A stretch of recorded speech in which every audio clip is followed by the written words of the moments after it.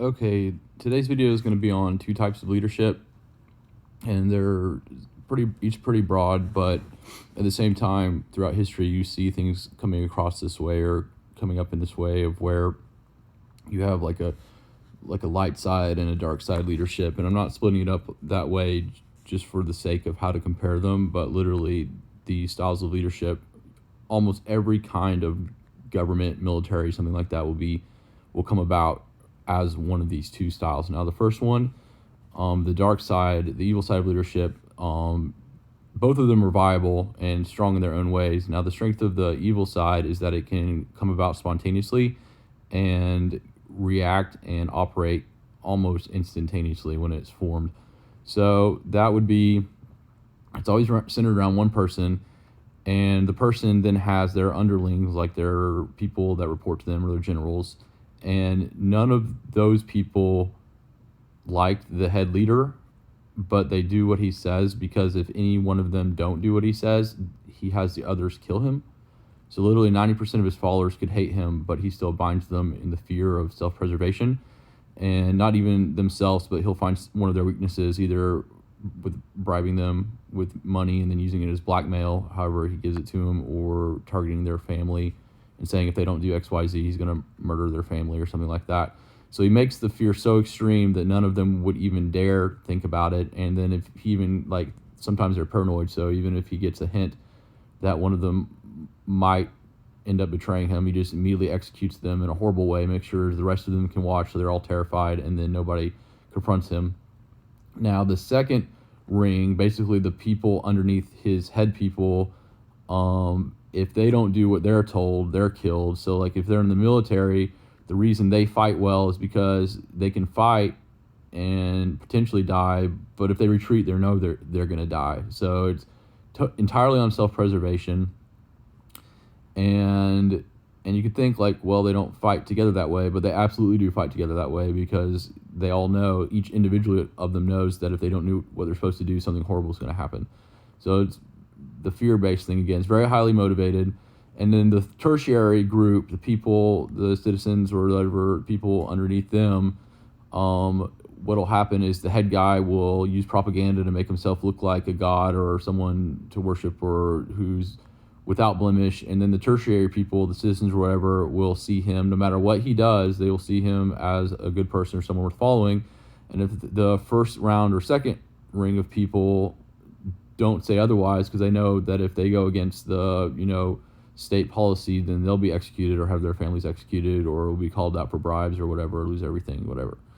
So it's completely motivated on fear. The unification is for each of them and their own self-preservation of themselves or their families. So there's no loyalty at all, but they can't do anything about it, because if they do, they'll be murdered or the family will be murdered. So everybody's stuck, and it's all under one guy, and it's completely dark. There's no truth. Everyone's being lied to. Everyone's terrified, and there's no freedom because they have to do what they're told, or else something horrible will happen.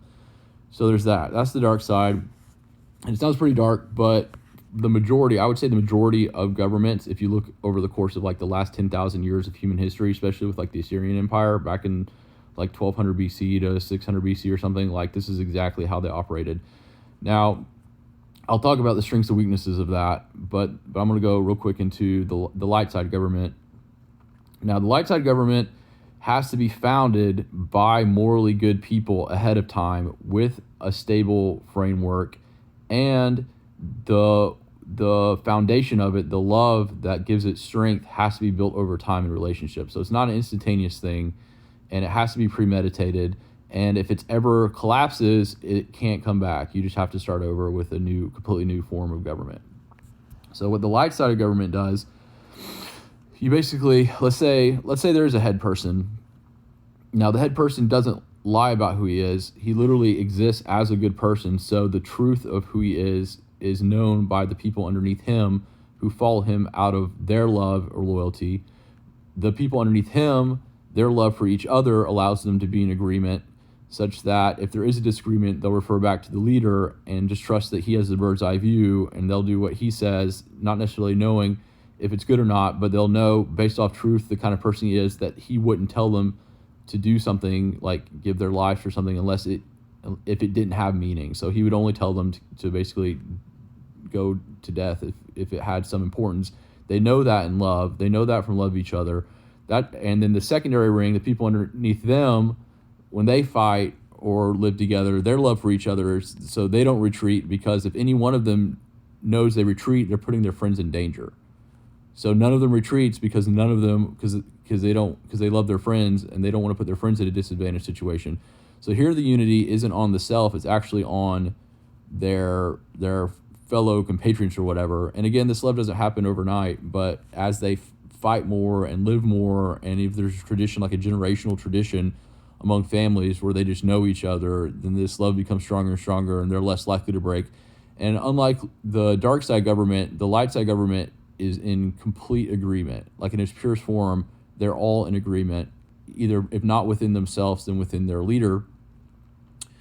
And there's just this general loyalty. Like, for example, the dark side government has to have this idea, well, if you commit treason, you're executed. With the light side government, if someone doesn't want to be a part of the military anymore, they can go. Like, it's completely based off freedom. It's volunteer. You're always welcome to leave. But the thing is, none of them do, except for, like, very obvious, like, like legitimate situations. Let's say they just had a kid and they've got to go, help their wife, give birth to their son or daughter or whatever. And so these people, so it's based off love and truth. And so if they're not doing well, if the battle isn't going well, they all know that, and it's not hidden from them. And it's based off love. So you got freedom, love, and truth. And then on the dark side, you literally have fear and being trapped and being lied to. So they're very extreme. And you think there'd be governments in between this, but if they are, they don't stay that way for very long. A dark side government can't go to the light side. It has to basically be destroyed and start over. And the light side government, though it takes a long time to found, it can easily go to the dark side if the people on the tertiary base, the citizens, aren't moral. So you could have, because then what happens is the leader, who in truth shows himself to be a good person, the tertiary base, no longer being good people, don't care. And then they'll elect a leader that isn't moral, that mimics their morality. And then they stop paying attention to what that leader does, so he can do whatever he wants. And they're just fanatic about him anyway, because he's lying to them at that point. And then when the secondary and tertiary rings around that leader, who's now a corrupt leader, they can't say anything, because then they'll get unelected by the populace, who's already elected the bad leader. And then eventually, once the bad leader convinces enough of his second ring to, bribes them, coaches them, whatever, to turn on each other, once the love is gone and they turn on each other, then now they're part of literally it just starts, like, immediately. Because once the second ring turns on each other, then the third ring turns, because they have to do what the second ring says.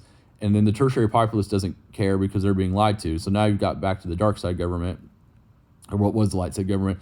And once you have that collapse, you can't go back. It doesn't reverse. The only way you can get the light side government back is you have to destroy the dark side government and start completely over. And the relationships have to reform over time, and it just takes a long time again.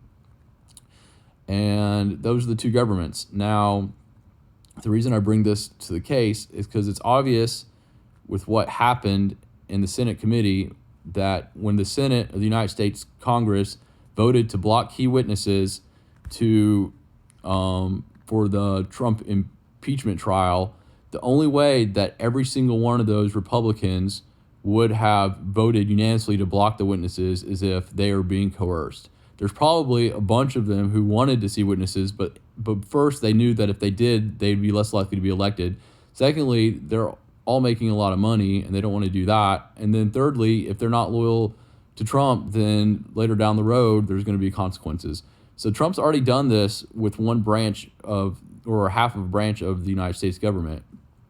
Now, based off, if you actually watch what Trump does, it's obvious he's a sociopath. Like that part's completely been shown. He doesn't care. Like, he knows, because he knows the tertiary base, the Trump supporters are basically, I don't want to say they're idiots, but they aren't paying attention. And so because of the way they are, they've given him permission to be there, and now he's converting the rest of the government basically to be corrupt like him. Now, if we get 4 more years of Trump, he's going to basically get to the point where the United States government will be dark side. Nobody will know because we're being lied to. We'll think that we're electing people still, but we're not electing them. If we're even electing them now, I don't know or not. And it's happening right now. So historically, democratic republics will last 200 to 300 years, and that's about what time we have now. And same situation you had with other governments. Basically, they become really successful. They stretch way too far out geographically, become way too wealthy, and then the corruption sets in, and then it just starts falling apart. It's not overnight, but when there's the tipping point where you go from the light side to the dark side, you can't go back. That may have already happened, but based off these principles I'm telling you, you can look now to see what he's doing. He's pardoning these people. They're obviously criminals, and again, the tertiary people don't care. You can say whatever you want to them, but once they're part of the Trump base, he can literally do whatever he wants, and it's okay. And so I just want to bring that attention. I hope this is enlightening or whatever, but if you have any questions, post in the comments. I'll see you guys later. Thanks.